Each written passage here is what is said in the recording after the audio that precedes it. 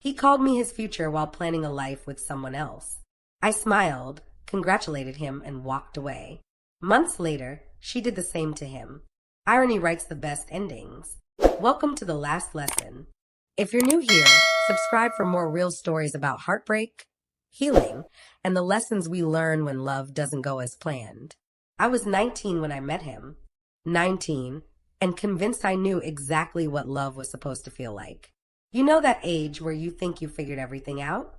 Where every emotion feels monumental, every connection feels destined. That was me, wide-eyed, hopeful, and so ready to give my heart to someone who seemed worth it. His name was Daniel. We met at a college party in September, one of those cramped apartment gatherings where the music's too loud and everyone's trying too hard to look like they're having the time of their lives. I wasn't even supposed to be there. My roommate dragged me out, said I needed to stop living like a hermit and actually meet people. And then I saw him. He was leaning against the kitchen counter, laughing at something his friend said, and I remember thinking he had the kind of smile that made you want to know what was so funny. Our eyes met across the room. I know, it sounds like a movie cliche, but that's exactly how it happened. He walked over, introduced himself, and we spent the next 3 hours talking on the balcony while the party raged on inside. He asked me about my favorite books, my dreams, what I wanted to do after college, and he actually listened. Not the polite, nodding kind of listening people do when they're waiting for their turn to talk. Real listening. The kind where he'd remember small details days later and bring them up in conversation. By the time the party ended, he'd already asked for my number. By the end of that week, we'd gone on our first date. By the end of that month, I was completely, hopelessly in love. The first 6 months were everything I'd ever imagined a relationship could be. We did all the things young couples do. Late night drives with no destination, sharing earbuds on long walks, sending each other playlists with songs that reminded us of each other. He had this way of making ordinary moments feel special. A random Tuesday afternoon could turn into an adventure because he'd show up at my dorm with coffee and say, "Let's go somewhere."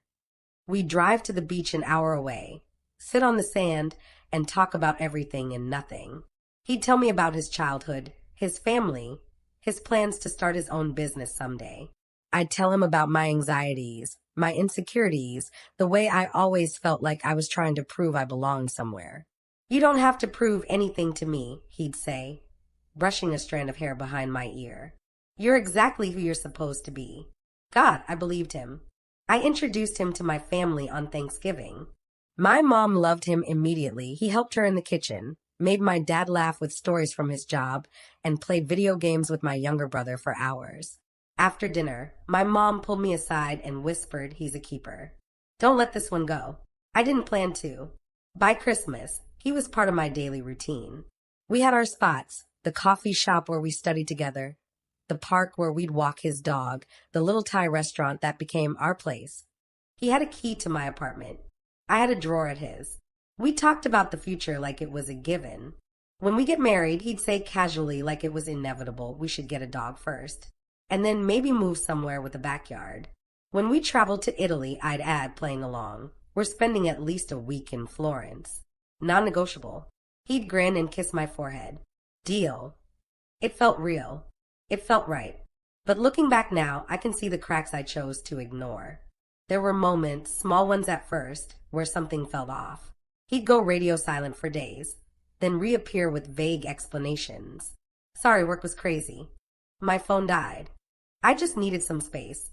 I'd feel that flutter of anxiety in my chest, that nagging voice asking, "Is this normal?" But then he'd show up with flowers or plan a surprise date, and I'd convince myself I was being paranoid. He was protective of his phone, not in an obvious way, but enough that I noticed. He'd flip it face down when we were together. If a notification popped up while I was nearby, he'd quickly swipe it away. When I'd ask who was texting, he'd say just work stuff or no one important. I told myself I was being insecure, that I needed to trust him. That love meant giving someone space, not interrogating them every time they got a message. There were also these gaps in his life I couldn't quite fill in. He had friends I'd never met, plans on weekends he'd never explain in detail. When I'd ask to tag along, he'd say, "It's just a boring guy's night," or you wouldn't have fun, trust me. And I did. I trusted him. He talked about other girls too, casually, like it didn't mean anything. Oh, Sarah from my gym class. Or Emma, this girl I grew up with. He'd mention them in passing, laugh about inside jokes they had, show me their Instagram posts. I never thought to question it. They were just friends. I wasn't that girlfriend who'd make him cut off half his social circle out of jealousy. One night, about 8 months in, we were lying in his bed after watching a movie.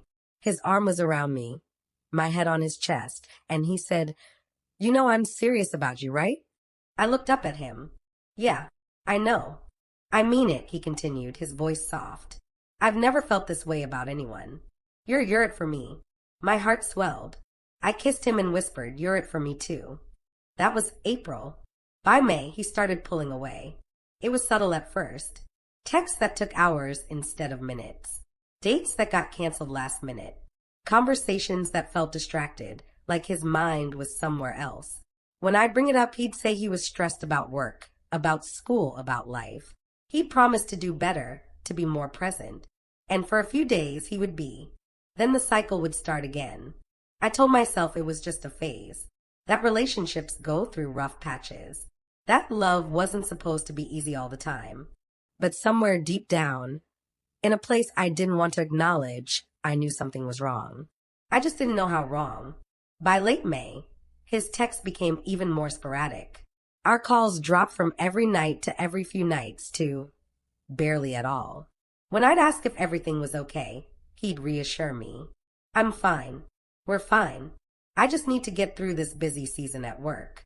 I wanted to believe him. I needed to believe him.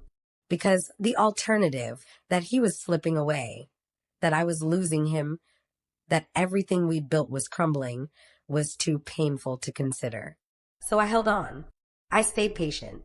I convinced myself that love meant weathering storms, not abandoning ship at the first sign of trouble. What I didn't know then, what I couldn't have possibly known, was that while I was holding on, he was already gone. June started with silence. Not the comfortable kind of silence you share with someone you love. The kind where you're both reading in the same room or driving with the windows down, music playing softly, no words needed. No, this was the heavy kind, the suffocating kind, the kind that sits in your chest like a stone and makes you check your phone every 5 minutes, hoping for a notification that never comes. Daniel stopped texting me altogether. At first, I thought maybe I'd done something wrong. I replayed our last conversation in my head 1,000 times, searching for the moment I might have said something to upset him. But there was nothing. We talked about meeting up that weekend. He'd said sounds good with a heart emoji. And then nothing. One day turned into two. Two turned into 4. By the end of the first week, I was spiraling. I sent a few texts, casual ones at first. "Hey, how's your day going?" Then more concerned. "Is everything okay? I haven't heard from you." Then desperate. "Daniel, I'm worried. Please just let me know you're alive." Nothing. I called. It would ring and go to voicemail. I left messages, my voice shaking, trying to sound calm but failing miserably. "Hey, it's me. Just call me back when you get this, okay?" He never did. I checked his social media obsessively. He was posting stories about his morning coffee, a photo of a sunset, a meme he thought was funny. He was clearly alive, clearly fine. He just wasn't talking to me. That's when the real panic set in. You know, that specific kind of anxiety that comes with being ignored by someone you love? It's not just sadness. It's this frantic, clawing feeling that makes you question your entire reality. Did I imagine how close we were? Did I misread everything? Was I just a placeholder for him this whole time? I confided in my roommate, Claire. She sat on my bed while I ugly cried into a pillow, mascara streaking down my face. "Maybe he's just going through something," she offered gently. "Some people shut down when they're stressed." For 2 weeks, I choked out, without a single word. She didn't have an answer for that. By the middle of the second week, I was exhausted. Exhausted from crying. Exhausted from checking my phone. Exhausted from making excuses for someone who clearly didn't care enough to give me even the bare minimum of communication. I was sitting in my apartment on a Tuesday afternoon, staring at my phone, when I decided to reach out to his best friend, Marcus. Daniel and Marcus had been friends since high school. If anyone knew what was going on, it would be him. I typed out a message. Hey Marcus, I know this is random, but have you talked to Daniel lately? I haven't heard from him in 2 weeks, and I'm getting worried. He read it immediately. The three dots appeared, disappeared, appeared again. Finally, have you checked Instagram? My stomach dropped.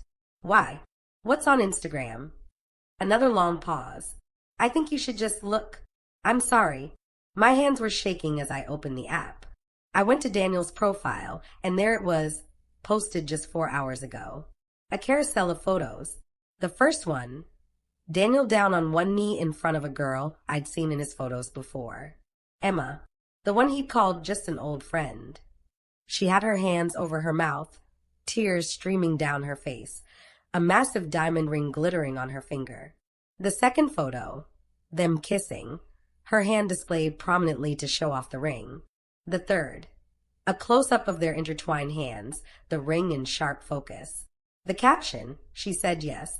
Can't wait to spend forever with my soulmate ring sparkles, #engaged, #forever starts now.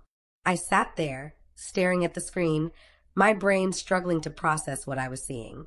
Engaged. He was engaged. To someone else. 2 weeks after ghosting me. 2 weeks after we were supposed to be in a relationship. 2 weeks after he told me I was it for him. I scrolled through the comments. Dozens of people congratulating him. Friends we had in common, people who knew about me. Liking the post, leaving heart emojis, writing things like so happy for you guys and about time. Not a single person mentioned me. It was like I'd never existed. I don't remember the exact moment I started crying. I just remember that suddenly my face was wet and my chest was heaving and I couldn't catch my breath. Claire came running from her room, wrapped her arms around me, and just held me while I fell apart. How could he do this? I kept asking through sobs. How could he just erase me like I meant nothing? She didn't have an answer. There wasn't one. The worst part wasn't even the engagement itself. It was the timeline. The realization that he'd been planning this, ring shopping, proposing, building a future with someone else, while he was still with me. While he was telling me he loved me. While he was making plans for our future. Every moment we'd shared in those last few months suddenly felt tainted. Every I love you was a lie. Every future plan was just words he said to keep me around while he figured out his real life with someone else. I was a placeholder, a backup, a distraction. And when he didn't need me anymore, he just disappeared. I spent the rest of that day in a fog. I couldn't eat, couldn't focus, couldn't do anything except stare at those photos and try to understand how someone could be so cruel. By the next morning, I'd made a decision. I went back to his Instagram post. My finger hovered over the comment box. Part of me wanted to blast him publicly, to tell everyone what he'd done, to make sure the world knew he was a liar and a coward. But then I thought, what would that accomplish? It wouldn't change anything. It wouldn't make him love me. It wouldn't erase the pain. So instead, I typed 3 words, congratulations, Whiteheart. And then I blocked him. Everywhere. Instagram, his number, Snapchat, every possible avenue of communication. I didn't give him the chance to explain, to apologize, to make excuses. Because I realized something in that moment. I didn't need his closure. I didn't need him to validate my pain or acknowledge what he'd done. His actions had already told me everything I needed to know about who he really was. Claire thought I was insane. That's it, she asked, watching me delete his contact. You're just going to let it go. What else is there to do? I said quietly. He made his choice. Now I'm making mine. The truth is, I wasn't letting it go. Not really. The anger was there, burning under my skin. The hurt was there, sharp and constant. But I refused to let him see it. I refused to give him the satisfaction of knowing he'd broken me. So I put on a brave face. I told people I was fine. I went to class, went to work, went through the motions of normal life while feeling completely hollow inside. At night, though, when I was alone, I'd let myself feel it all. The betrayal, the humiliation, the grief of losing someone I thought I knew. I'd cry until I couldn't anymore. and then I'd wake up the next morning and do it all over again. About a week after the engagement announcement, I started hearing things through mutual friends. Small details that made everything even worse. They were moving fast. Like really fast. Wedding planned for September, just 3 months away. She'd already picked out her dress. They'd already booked a venue. It was like he couldn't wait to lock it down, to make it official, to prove to the world that she was the one he'd chosen. And maybe that's what hurt the most. Not that he'd left me, but that he'd left me for something he was so certain about. Something he was willing to rush into without a second thought. Meanwhile, I was still trying to figure out what had even happened to us. I kept thinking about all the red flags I'd ignored. The distance, the vague explanations, the way he'd kept parts of his life separate from me. It was all so obvious now looking back. He'd been planning his exit the entire time, and I'd been too in love to see it. But here's what I didn't know then, sitting in my apartment, heartbroken and humiliated. Karma was already writing her script, and Daniel's part in it was just beginning. They say time heals all wounds. I'm not sure I believe that. I think time just gives you distance. Enough space to breathe without feeling like your chest is caving in. Enough room to see things clearly instead of through the blur of tears and confusion. The first month after Daniel's engagement announcement was the hardest. Every song reminded me of him. Every place we'd been together felt haunted. I catch myself reaching for my phone to text him something funny, then remember with a sharp, sudden ache that he was gone. But slowly, painfully, I started to rebuild. I threw myself into things I'd neglected while I was with him. I picked up painting again, something I'd loved in high school, but had abandoned somewhere along the way. I started going to the gym with Claire. I said yes to coffee dates with friends I'd been too busy for when Daniel consumed all my free time. I started therapy, too. My therapist, Dr. Morgan, had kind eyes and a way of asking questions that made me really think about my answers. "Why do you think you stayed when you saw the red flags?" she asked during one session. I twisted a tissue in my hands. Because I wanted it to work. Because I thought if I just loved him enough, if I was patient enough, he'd choose me. And now I realize you can't make someone choose you. They either do or they don't. She nodded slowly. "That's a hard lesson to learn." "Yeah," I whispered. "It really is." By August, I'd started to feel like myself again. Not the old version of myself, the naive, trusting girl who thought love was enough, but a newer version. Stronger, more cautious, with boundaries I'd never had before. I even started dating again. Nothing serious, just coffee dates, dinner here and there, testing the waters, seeing what it felt like to let someone new in, even just a little bit. I was sitting in my favorite coffee shop on a Saturday morning in late August, sketching in my journal, when I heard someone say my name. I looked up. Marcus, Daniel's best friend, was standing there with 2 coffees in his hands, looking uncomfortable. "Hey," he said. Can I sit?" I hesitated. Part of me wanted to tell him no, to protect the peace I'd worked so hard to build. But curiosity won out. "Sure." He sat down across from me, sliding one of the coffees toward me. "Vanilla latte, right? With oat milk." I nodded, surprised he remembered. For a moment, we just sat there in awkward silence. Then he sighed and ran a hand through his hair. "I owe you an apology," he said finally. "For what?" "For not telling you. About Emma. About what Daniel was doing." He looked genuinely pained. I knew it was wrong. I told him so many times. But he's my best friend, and I didn't want to get involved. I took a sip of my coffee, processing this. "How long was it going on?" "The whole time," he admitted quietly. "He never actually broke up with her. He was seeing both of you. Telling her you were just a friend. Telling you she was just a friend." The words hit me like a punch to the gut, even though part of me had already suspected. Hearing it confirmed, though, that was different. "Why are you telling me this now?" I asked. He looked down at his coffee. "Because she left him." I blinked. "What?" "Emma. She called off the wedding. Last week. Just ghosted him. Blocked him on everything. Disappeared." I sat back in my chair, my mind racing. "What happened?" Marcus let out a bitter laugh. "Turns out she was using him." The whole relationship was about what he could give her: financial security, status, a nice ring to show off on Instagram. She met some investment banker at a work event. Guys loaded. Within a month, she'd moved on. Left Daniel the same way he left you. No explanation. No closure. Just gone. I stared at him, trying to process what I was hearing. He's a mess, Marcus continued. He's been calling her nonstop, showing up at her apartment, posting sad quotes on social media. He's doing all the things. He trailed off, looking at me meaningfully. All the things I did when he ghosted me. I finished quietly. Yeah.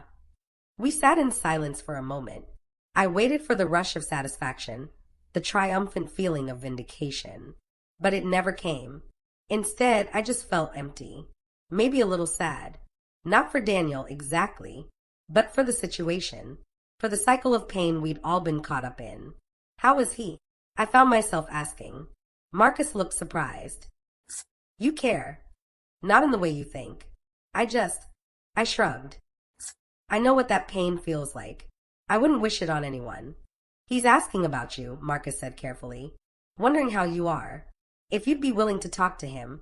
I shook my head immediately. No, I figured, but I had to mention it. He paused. For what it's worth, I think he finally realizes what he lost. He keeps talking about you, about how you were different, how he messed up the best thing that ever happened to him. That's not my problem anymore, I said simply, and I meant it. Marcus nodded, standing up. You're doing really well, you know. You look happy, happier than you did with him, honestly. After he left, I sat there for a long time, staring at my coffee. Daniel had gotten exactly what he'd given me. The silence, the confusion, the desperate attempts to reach someone who'd already moved on, the humiliation of being left for someone else. Karma hadn't just shown up. She'd shown up wearing the same outfit, using the same script, delivering the same pain he'd given me. But here's the thing I realized sitting in that coffee shop. I didn't feel vindicated. I didn't feel victorious. I didn't even feel angry anymore. I just felt free. Free from the weight of wondering what I'd done wrong. Free from the question of whether I'd been enough. Free from the narrative that I'd somehow failed at keeping him. Because the truth was clear now. It had never been about me. It was about him. His choices. His character. His inability to be honest with anyone, including himself. And Emma leaving him the same way. That wasn't karma punishing him on my behalf. That was just the natural consequence of building relationships on lies and selfishness. Eventually, the foundation crumbles. Over the next few weeks, I heard more stories through mutual friends. Daniel was spiraling. He'd lost weight, wasn't showing up to work, was constantly checking Emma's social media from fake accounts. He'd apparently sent her dozens of messages begging for another chance, asking what he could do differently. Part of me, a very small part, felt sorry for him. But mostly I felt grateful. Grateful that I'd walked away when I did. Grateful that I hadn't wasted years trying to make it work with someone who was never going to choose me. Grateful that I'd learned what I deserved before settling for someone who gave me breadcrumbs. I ran into Daniel once, about a month later.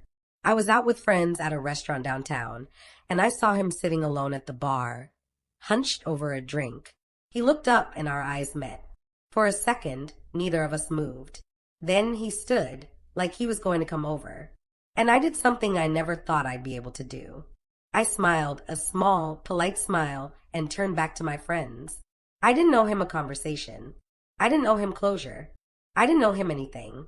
He'd made his choice months ago when he ghosted me, when he proposed to someone else, when he treated me like I was disposable. And I'd made mine when I decided to walk away with my dignity intact. I was seeing someone new by then. Noah. We'd met at a bookstore, both reaching for the same novel at the same time. He was kind, consistent, the type of person who texted back within minutes, not hours or days, who made plans and kept them, who introduced me to his friends and included me in his life without hesitation. He wasn't Daniel, and thank God for that, because I deserved someone who didn't make me question my worth, someone who showed up, someone who chose me every single day without me having to beg for it. Looking back now, I realized Daniel did me a favor. He showed me exactly what I didn't want. He taught me to trust my instincts when something feels off.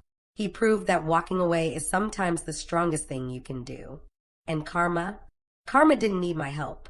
She has her own timing, her own methods, her own sense of justice. All I had to do was step aside and let her work. The last I heard, Daniel was still single. Still posting cryptic quotes about regret and second chances. Still trying to become someone worthy of a love he'd already thrown away. And me, I'm happy. Genuinely, peacefully happy. Not because he suffered. Not because I got revenge. But because I learned the most important lesson of all. The best revenge isn't making someone pay for what they did to you. It's becoming someone they can't reach anymore. Not because you hate them, but because you've outgrown the version of yourself that would have stayed. And that's the sweetest ending I could have written. Thank you so much for watching this story. If it resonated with you, please hit that subscribe button and turn on notifications so you never miss another story. Share this with someone who needs to hear it, someone who's going through heartbreak, someone who needs to know that walking away is sometimes the bravest thing you can do. Leave a comment below and tell me, have you ever experienced karma working in your favor? I read every single comment, and I'd love to hear your story. Until next time, remember, your exit can be the most powerful statement you ever make. See you in the next video.